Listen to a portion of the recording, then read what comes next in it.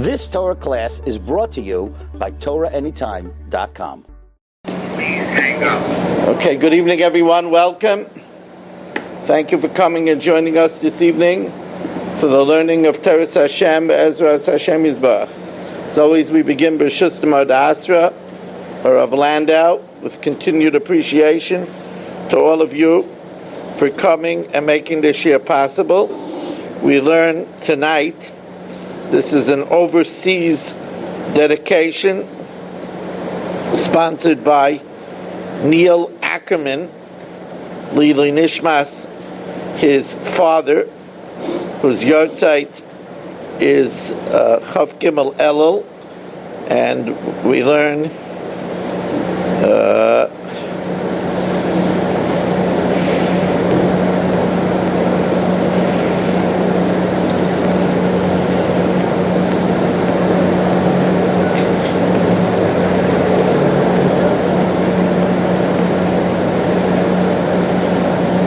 Lili Nishmas Yaakov Pesach ben Mordechai Merkel.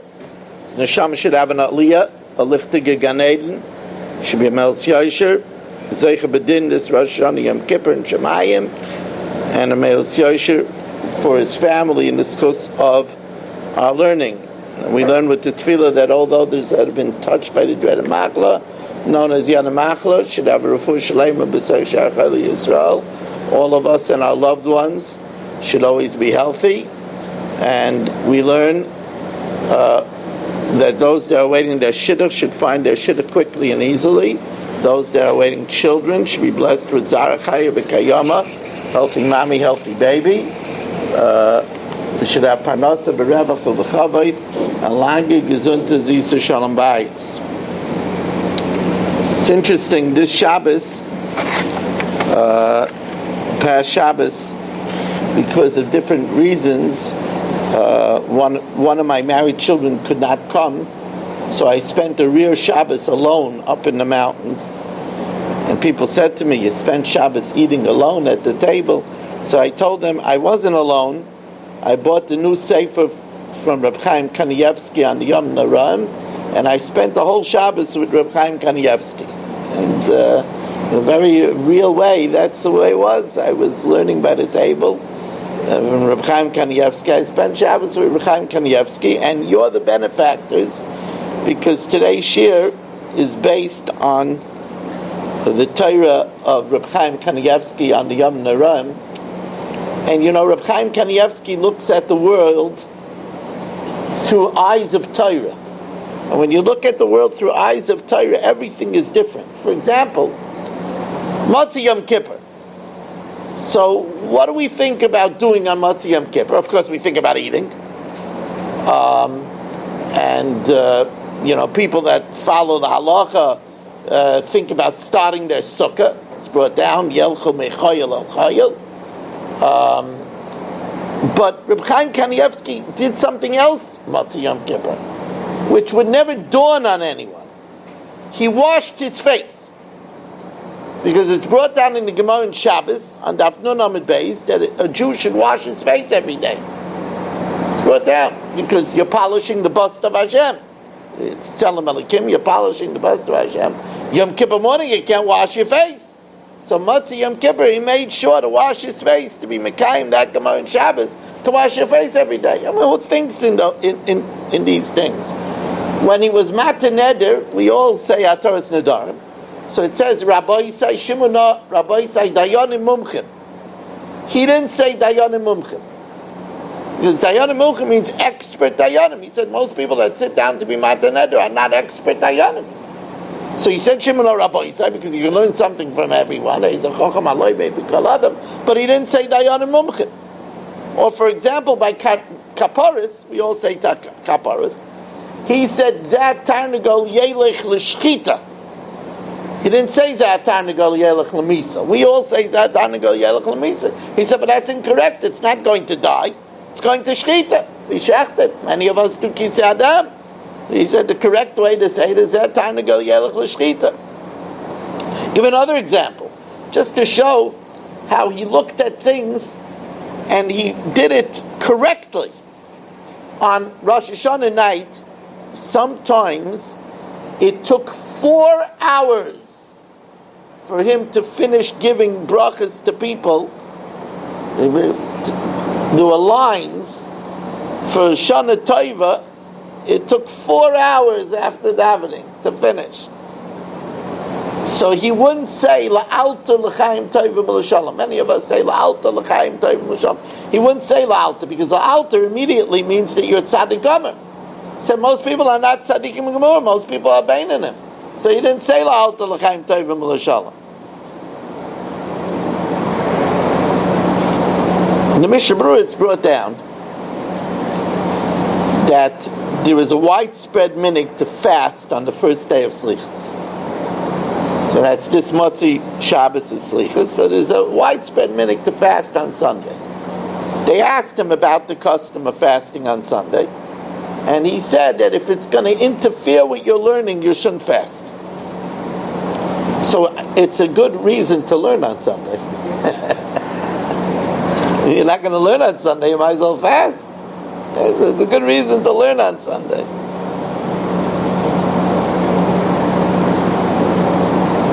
Now, a more widespread custom, which we did in yeshiva all the years by Rav Moshe, is that we fasted Erev Rosh Hashanah until Chatzos.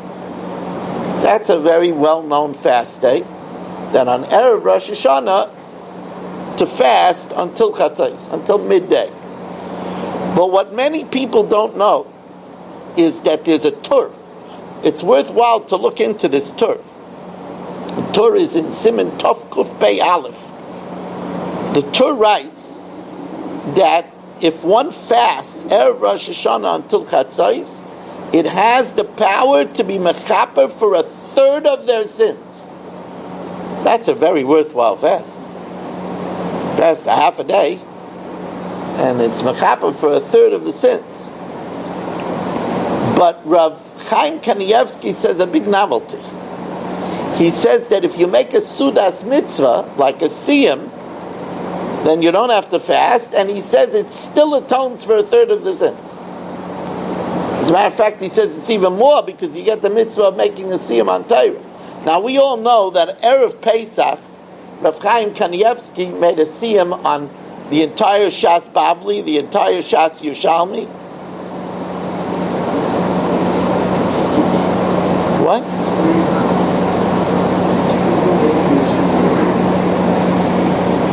I don't know.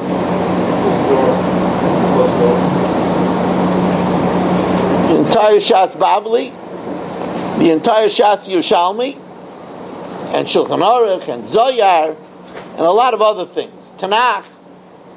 So, midway is Erev Rosh Hashanah. So on Erev Rosh Hashanah, he would make a siyum on Kiddushin, on Seder Nashim, which was a halfway point.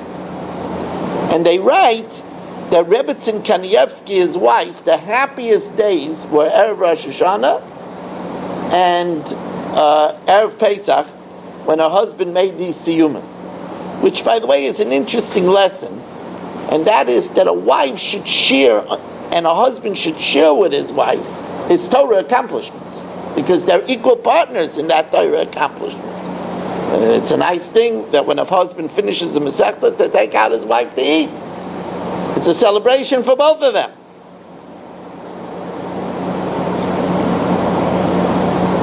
He comments that there are people that have a minhag to put a kvittel into the kaisel before Rosh Hashanah Yom Kippur with their names, or they send it with somebody going out, so put it into the kaisel. Reb Chaim didn't like this custom for two reasons. The first reason is because he held that it's not so simple that you could put your fingers within the racks of the kaisel. He said within the racks of the kaisel might have a din of the harabayas, which is an isser to go when you're tummy. It could be an isser chorus. Death at the hands of heaven. So that's number one. Number two is an interesting reason. He says that it says about Hashem that he's shoymei tefillah. He listens to our prayers. It never says that the Rabbeinu Shalom is korei tefillos. he reads tefillos. And he says the reason why it doesn't say that is because by a human being you have to write something down because he could forget it. But by Hashem, there's no forgetfulness by Hashem. See, Hashem doesn't need to write something down. So the concept of writing something down for Hashem, he says that's a foreign concept. Now that's an interesting thing because there is a pasuk, a famous pasuk. Oz nidbaru yirei Hashem, ishal reyayu, v'yakshev Hashem v'yishma, v'yikosav sefer zikaron. So you see that the Rebbeinu Shalom does write down a sefer zikaron. It's an interesting thing. Ramosha, my Rebbe, didn't hold of it for a different reason. He said the Kaisel is not a post office. Not a post office. That's not a conduit. Never does it say anywhere that by sticking something in the walls of the outer wall of the Harabayas that you get something to Hashem. You know, there's an idea that, for example, you're not supposed to raise your voice. Because raising your voice in davening shows, unless you're doing it for kavanah, but to raise your voice, or to stand up on a chair. Ein gavus lifnei hamakim. You don't get closer to Hashem because you're standing up on a chair, like you're getting closer to heaven. Right? You don't get closer because you're raising your voice. So you don't get closer to Hashem by putting something into the kaisel. By the way, Ramosha didn't once his son, his grandson, David Feinstein, that's Reb Ruvain's son, was going to Israel. He was going to the Kfarim, and he took a bunch of kvitlach. And Reb Ruvain told him, give them all back. Ramosha didn't hold of putting kvitlach by Kfarim. He said, Kfarim are not post offices. That's not the way to communicate. Don't communicate that way.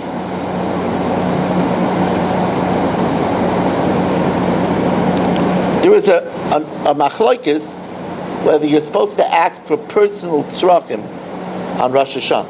It's Yom Tov. Chaim said in the name of the Chazon Ish that you could ask, and you should ask, for your personal needs on Rosh Hashanah.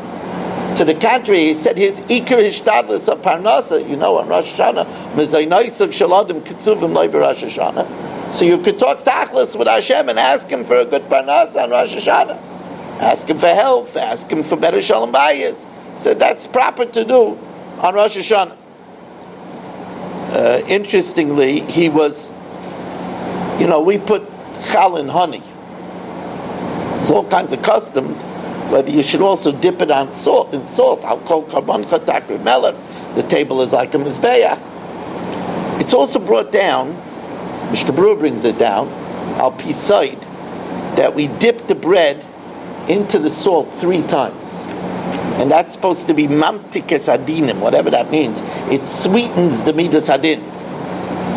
Reb Chaim's custom was not to use salt, but he dipped the challah 3 times into the honey. This is the first time I ever seen this. He didn't dip the challah into the salt. Instead of dipping into the salt 3 times, he dipped into the honey 3 times.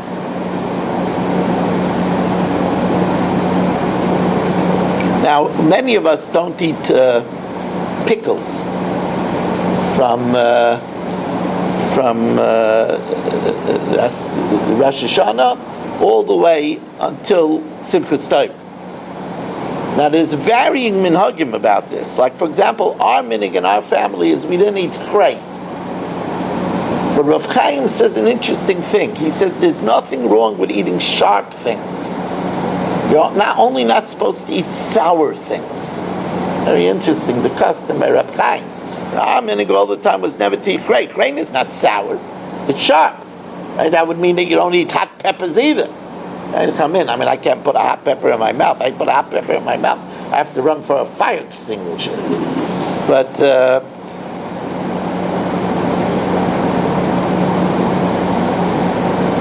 interesting, the different minhagim.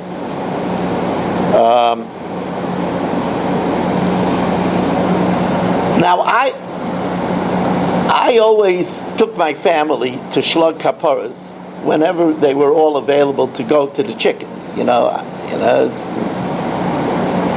But the Mishnah Berurah brings down that the optimum time to shlug kaparas, if you have the luxury, let's say you live in Borough Park, on Flatbush, where you could always go.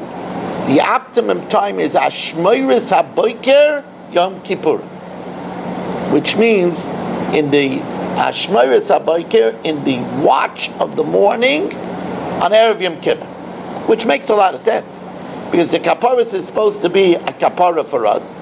So why do it in the beginning of our Sesame Tshuva? You're going to sin again. Do it as close to Yom Kippur as you can. That makes sense. But what's Ashmoiris HaBoiker? So Rav Chaim held you can do it any time Erev Yom Kippur night. That's technically not Ashmoiris HaBoiker. The Chazoin Ish did it 3 a.m. in the morning, Yom Kippur, Erev Yom Kippur night. Only thing is, you're not going to find a place to shlug kapara. It's 3 o'clock in the morning, right? Now here, I want to share with you a beautiful minig of Rav Chaim's that carries a powerful lesson, and it's one of the great lessons.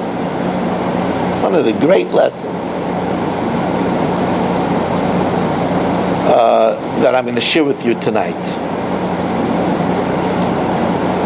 Reb Chaim Kanievsky would shlug kaparas. His wife would then kasher the chicken, salt it, and cook it herself. After it was shechted, she cooked it for Yom Tov. And he took those chickens, he was paid to them, and gave the money to the aniyim. Why? Because he said aniyim are very embarrassed to get kaparas chicken. Now here's the kaparas. You're giving it to me, I'm an ani. So aniyim are very embarrassed with that. So he wouldn't give the chicken to the aniyim.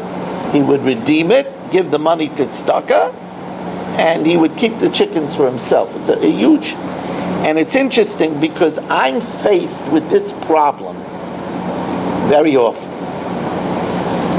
I give out, with the help of Hashem, a huge amount of money on Purim from Matan Sev Yomim. I have a lot of families that rely on it. Try to give up to like a dozen families up to $750 to $1,000 to each family. But it's always very hard to go over to them and say, this is Matan Sev Yomim. And you don't have any wiggle room. Because the din is you have to give it, you may, Mishta V'Simcha, M'Shalach Manasi Shrei Matan Sev Yomim. You have to give it on Purim. So what do you do? It's always a very big challenge for me. And it might explain the fact that it's brought down that the Divrei Chaim used to give out Matan Sev Yomim on the Erev Purim, which is a pella. But maybe he held that it was a heter because of not embarrassing people. It's a pella. Or maybe it was other money, he gave the smallest amount. I don't know, it's a pella. But it's always, I have to make up all kinds of excuses and say, somebody gave me money to give to somebody that's not really an ani, it's extra money. I've been just not to embarrass people. And now I'm going to share with you something. I'm telling you that this is something you should sit down and talk with the children about. It's such an incredible lesson. I read this, and I had to read it over and over and over again to make sure I was reading it clearly. Reb Chaim quotes the Stipler. The Stipler asked, what's the highest level a human being can strive to reach in this life? Kleinish. So if I ask you that question, what would you think? Either you would tell me to be a Yoreh Shamayim, or you would tell me to work on all his midas, or you would tell me to finish Shas Bavli Yerushalmi Arba Chelkei Shulchan Aruch, Tanakh. You tell me maybe to be excel at Shalom Bayis. This is the question that the Chazon Ish posed.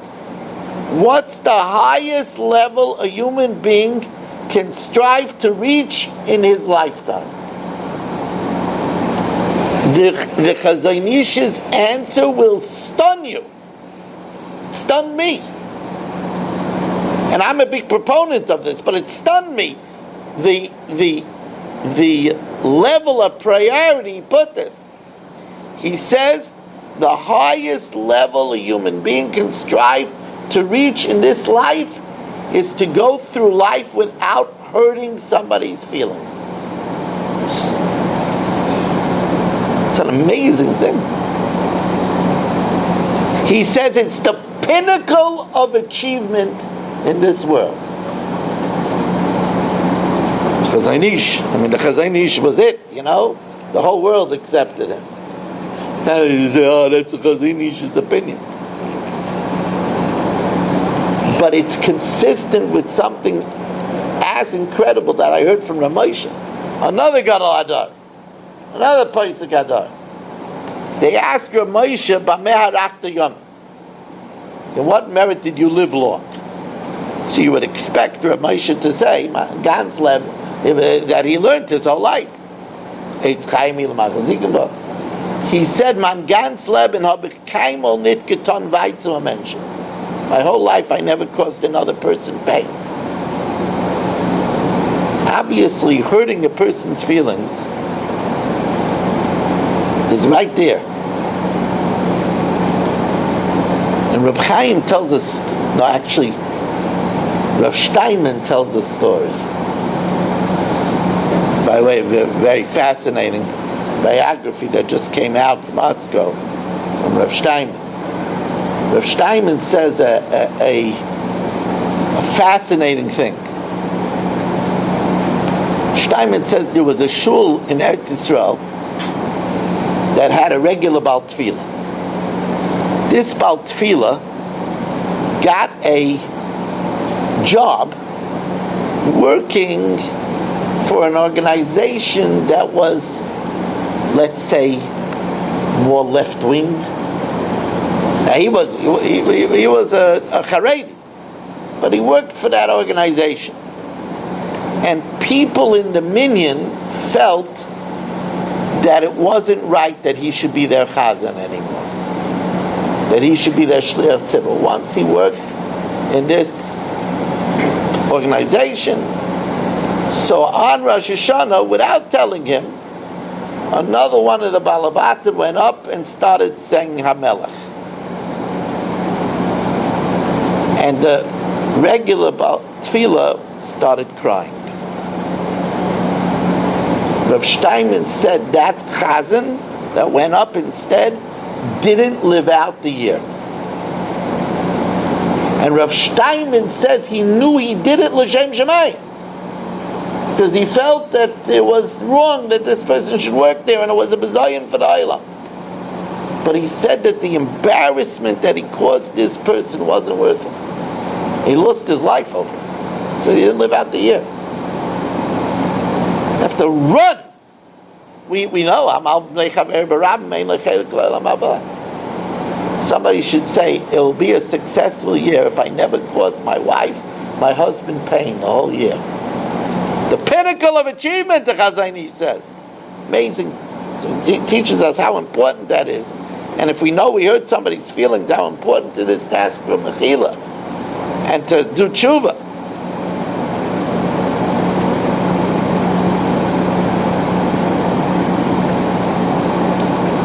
I once spoke about this.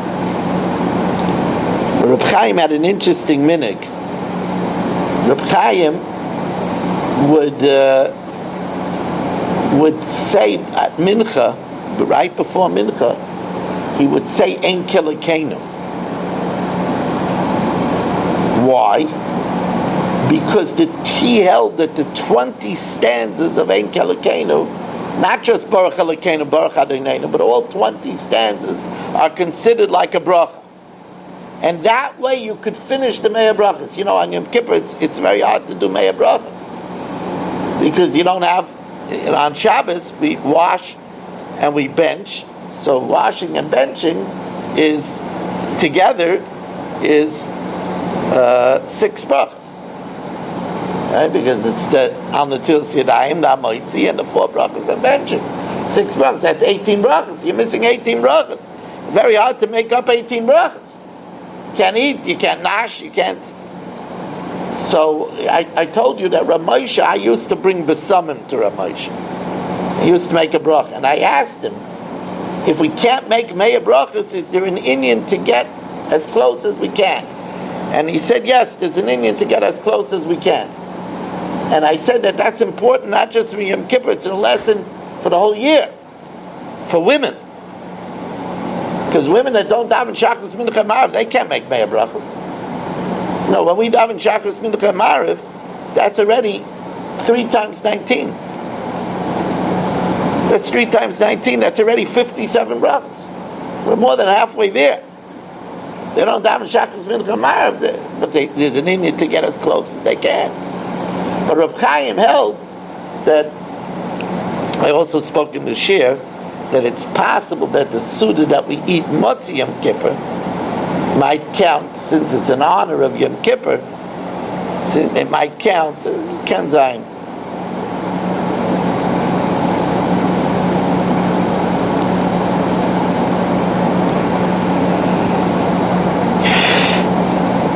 They asked Rav Chaim,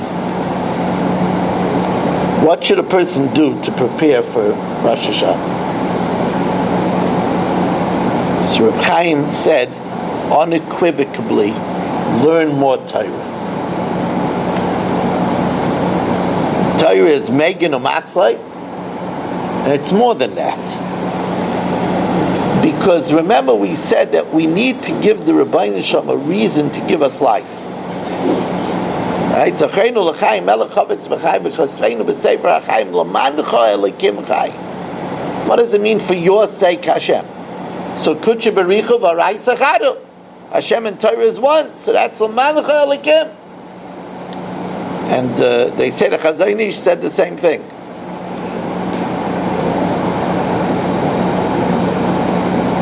We know that Averis between us and our fellow man, even Yom Kippur and suffering does not atone and tshuva unless we ask Mechila. So it's interesting that when the Chavetz Chaim wrote Shmiras HaLashon, he showed it, the Sefer Chavetz Chaim, he showed it to Rabbi Yisrael Salanter.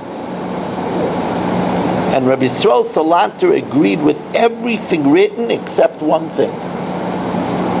Chavetz Chaim writes that if you spoke Lashon Hara about someone, you have to go and tell him, look, I said Lashon Hara about you, will you forgive me? Yisrael Salanter says it can't be that you should tell a person that you spoke Lashon Hara about him. It'll give him such pain. You don't cause a person such pain. So the Chavetz Chaim told Rabbi Yisrael Salanter that he wasn't saying his own opinion. It's the opinion of a Rishon, of Rabbeinu Yoina. It's brought down in the Shari Tshuva. Rabbeinu Yoina says that if you speak Lashon Hara, you have to tell a person you spoke Lashon Hara about him. Reb Chaim says, even so, in this we pass like Rabbi Yisrael Salanter. If you spoke Lashon Hara about somebody, you shouldn't tell him you spoke Lashon Hara about him. Chaim says you should go over to a person and say, look, I did an avla, I can't go into it, I'm not allowed to, please be Michael.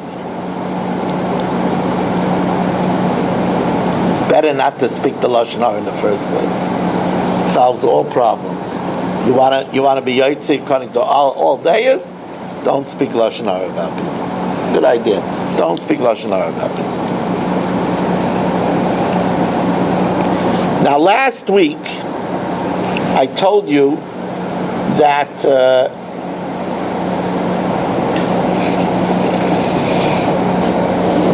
is it possible maybe to bring me a little water?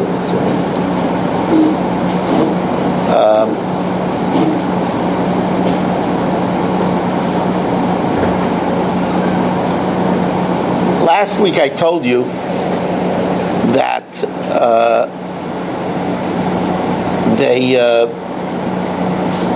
they asked Ramila how to prepare for Rosh Hashanah, and Ramila said, he surprised everyone. He said that you should do your mitzvahs with joy, because he quoted a Orchat Tzadikim. The Orchat Tzadikim says that any mitzvah that you do with joy is worth 1,000 times a mitzvah that's done with lifeless, robotic feeling. Reb Chaim said the same thing. It wasn't unique to Reb Miller. They asked Reb Chaim, and Reb Chaim quoted the Mishnah Brura. So the Mishnah Brura says that the Arizal said, all of Chassidus is based on the Arizal. Arizal said that he reached the spiritual heights that he reached because he did mitzvahs with joy. He says, here's a person, he wants to, he says, I don't feel very spiritual. It's almost Rosh Hashanah. I don't know what's wrong with me. I don't feel spiritual. He says, you become spiritual when you do mitzvahs with joy. Now that's... Thank you. Baruch atah Adonai Eloheinu melech haolam she'akol niyeh b'dvaro.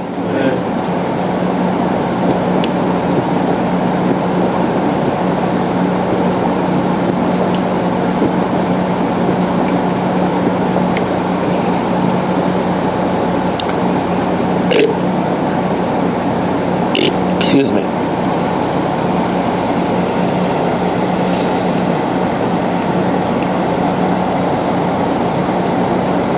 I'll give you an example. Here's a person. He says to himself, I'm making brachas anyway. The pasuk tells us, B'kol mokom asher askir eshmi, ovo elecho ve'rachticha. Anywhere you mention my name, I will come and I will bless you.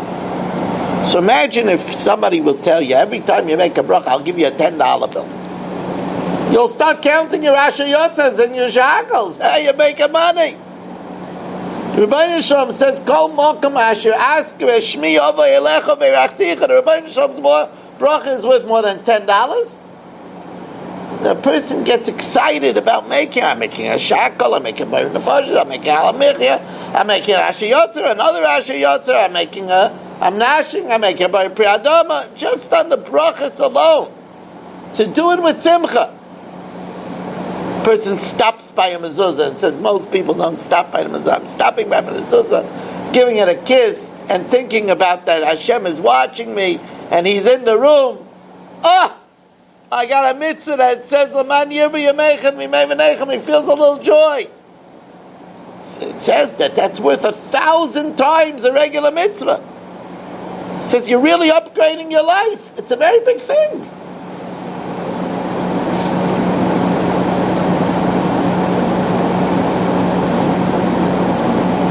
We said tshuva tefillah, it's stuck. We talked about tefillah.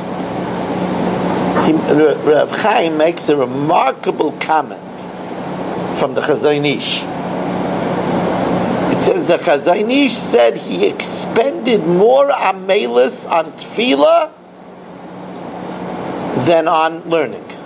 Now we know the Chazon Ish used to learn, and he wrote on parts of Shas that nobody wrote on, and he worked so hard.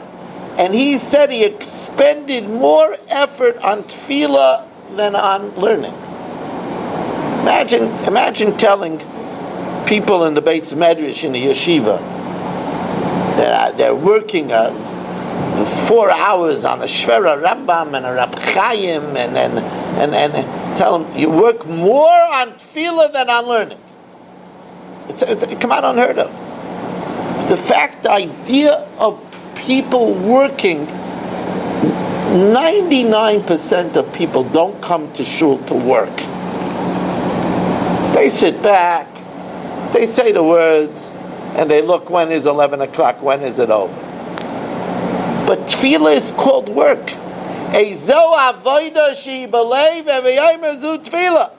It's interesting. I said this many times. If you would have asked me what avodah shebelev is, I would say working on midas. What's avodah shebelev? That you shouldn't hate somebody in your heart, you shouldn't be jealous. That's avodah shebelev. I said, no. Avodah shebelev is davening. It's a big avodah. First, like the Rav Shmuel said, the hefshet v'nituach, the flaying away the distractions, not thinking about what I'm going to eat, and not thinking about what I'm going to wear, and not thinking about what I'm going to do. That's work. And then to feel that I'm standing before the Melech takes a lot of imagination. What do you mean? I'm standing in Staten Island on Burnside Avenue. No, you're in the palace of the king. Dalif Naimi Ataimi, that's work. And then to believe that my tefillahs are being heard. Kikel Shemet Tefillas Kopeh, and that they make a difference. Ain't tefillah chayzeres reikim. This is work. The Chazon Ish expended more work on his davening than his learning. We could work a little bit when it comes to davening. We could work a little bit. And its fruits are great. Its fruits are great. Because a tefillah shleima, remember I asked the question last night. I asked the question last week. That the Gemara says in Rosh Hashanah that there were two people sick, dying. One davened and was answered, and one davened and wasn't answered. The Gemara says one said a tefillah shleima, one said a tefillah that wasn't shleima. Rashi says a tefillah shleima is a tefillah with kavanah. And the kasha we asked last week is, what do you mean? If somebody's dying, how can you have a tefillah without kavanah? I told this story once. I remember there was a stock market crash, and we davening Mariv. So this is about, what crash was about 30 years ago? It was a crash. 1987. Yeah. It was 1987. I didn't know anything. What do I know from stocks? I'm davening a regular Mariv, and I finished davening, and the whole Sibur is still davening. And I said, what's going on over here? They're always waiting for me, and I finished davening before everybody else. They were davening a tefillah shleima. They just lost all their money. I didn't have any money to lose. 1987, I had no money at all. I didn't have any money to lose. So what's pshat? There are two people dying. One davens with kavan, one davens without kavan. Rav Steinman gives an interesting answer. Rav Steinman says that you cannot daven with kavanah without prior preparation. Davening with kavanah doesn't only mean saying help me. It means believing that you're standing in front of Hashem. It means believing that Hashem could answer you. It's within His power. That these things, it's avodah. This is all an avodah. When it says tshuva tefillah, it's talking about it's an avodah of tefillah. You know, it's interesting. By the Goyim, they use the word worship. They're going to church to worship. We don't use the word worship. We don't use it. But I like the word worship because it makes it feel like we're doing something.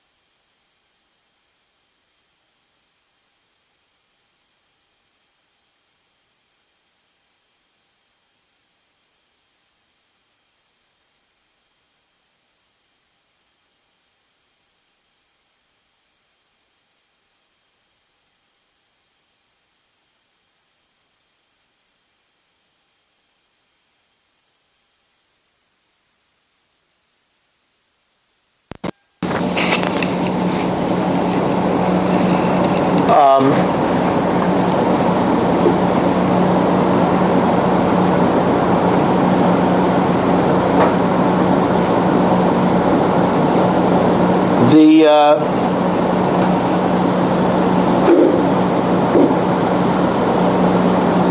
best slichus means to ask Hashem for forgiveness.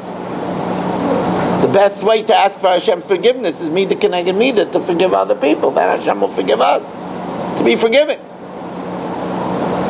Matter of fact, they asked Reb Chaim if somebody was a big Baal Nusach. So they asked him to say slichus twice. By 2 minyanim. Says, could a person say slichus twice?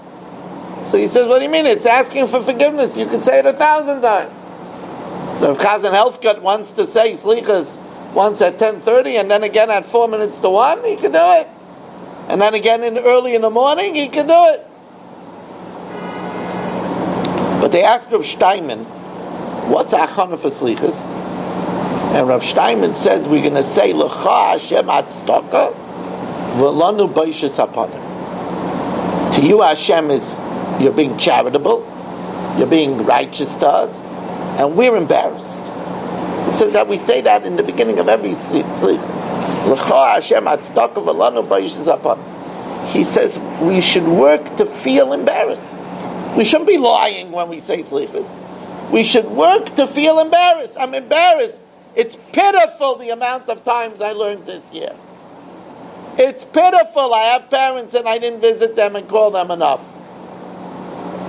It's pitiful that I didn't give enough tzedakah.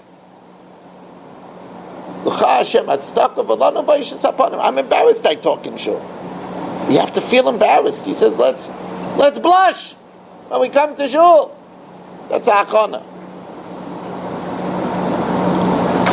Oisa tzedakos im kol basa v'ruach. Very interesting. He says, what's the lashon of im kol basa v'ruach? With all flesh and spirit. Oisa tzedakos im kol b'nei adam. What's im kol basa v'ruach? So first he says, we mention basar to mitigate our responsibility. It's based on a pasuk. It says, "V'hu ra'acham yechaper avayin v'lo yashchis." He won't punish us. Why? Ki basar heima, because we're just flesh. Ruach haylech v'lo yashiv. Our spirit leaves and it doesn't return. So the statement that we're just flesh is like we say, "Zachar ki yafer anachnu." Realize that we're just dust. But then he says something else. He says, Gemara in Sanhedrin says that Antoninus told Rebbe that I could pater the whole world from punishment. Why? He says Hashem will go to the guf, and the guf will say it's not my fault, it's the neshama's fault. Because if you take the neshama out of me, I'm a lifeless golem. I'm in the grave. Goes to the neshama and says, not my fault, it's the body's fault. Because once I'm rid of the body, when I go back to the Kisei HaKavod, I don't sin. So he said, everybody can say it's his fault. So Rebbe told Antoninus, Hashem puts the body together with the neshama and judges them together. So he says, that's pshat, basa v'ruach. Hashem puts the basa and the ruach together and judges them. And that's why, by the way, it says basa first. Really, the ruach should come first. The ruach, spiritual, is more important. But it's really the basa's fault. It's really the gashmi's fault. That's why it says basa v'ruach first.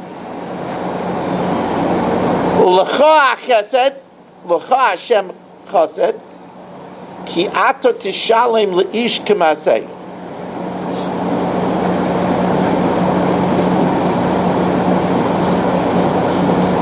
U'lecha Hashem chesed, to you Hashem is kindness, ki ato tishalem leish masei. To you Hashem is kindness because you pay every person like his actions. So ask Reb Chaim the obvious question. That's not chesed then, that's mishpat. If I pay you the way you behave, that's mishpat. That's not chesed. So what's pshat l'cha Hashem chesed? Ki ata tishalom li'ish k'maseu. It's not chesed, it's mishpat. So I think the pashut answer is that if, let's say, I'm your parent, and you clean your room, do I have to reward you for cleaning your room? I mean, you live here. I give you a room and board. You clean your room. I have to pay you for that? Hashem already gave us our life. He gave us everything. He has to pay us for what we do, if we live right. Even so, you pay us for what we do. You reward us for what we do. I think that's Pashup Pshat. But Rav Chaim says another Pshat. Chaim says, when we overcome a Yetzirah, you pay us for it.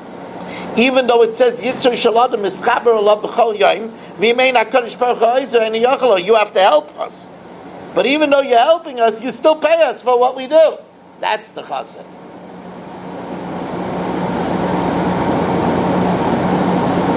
Asay L'man Dosach. Dosach is your Torah. Do it for the sake of your Torah. We're learning your Torah, Hashem. Do it for the sake of your Torah. We're learning your Torah. And the more we learn Hashem's Torah, we can say, Hashem, you created the world for Torah, so do it for the sake of Torah. Keep us around. Because we have a saving grace. We're learning your Torah. Asay L'man Soida. What does it mean, do it for the sake of your secret? So Reb Chaim says, Torah Shemal Peh is considered a secret. Because it wasn't supposed to be written down. It was supposed to be handed from Rebbe to Talmud.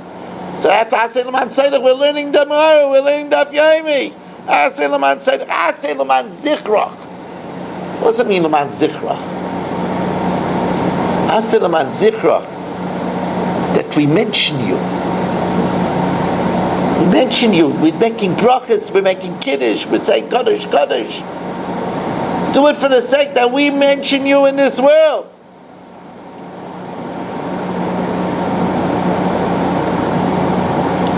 Asay L'man Uzach. He says a very big kiddush in Uzach.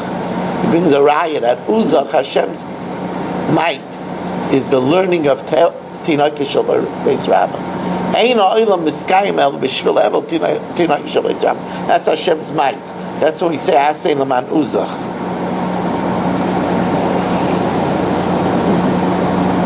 Aneinu yoidea yetzer aneinu koivesh kosim aneinu. Answer us, you who know our Yetzer Hara.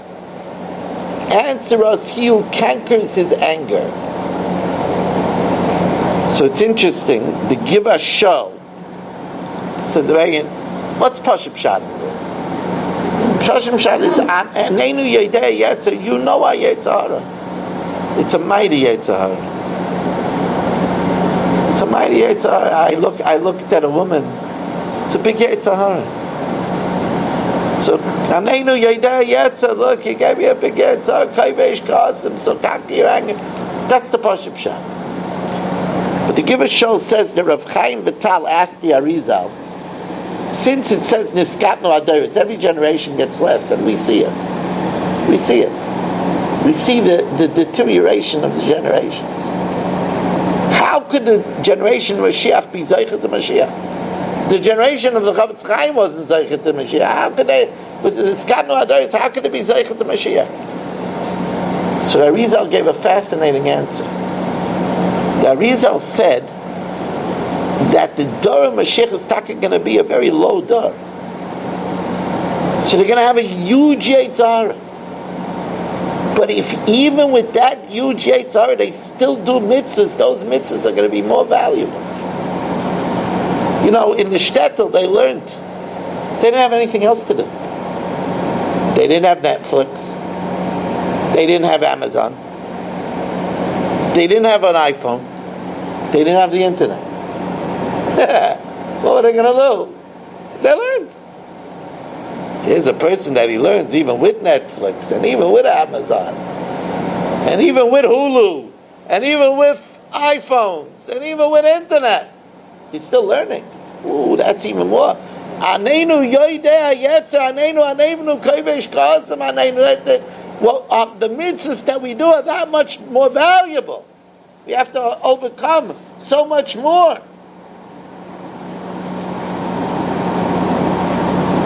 You've just experienced another Torah class brought to you by TorahAnytime.com.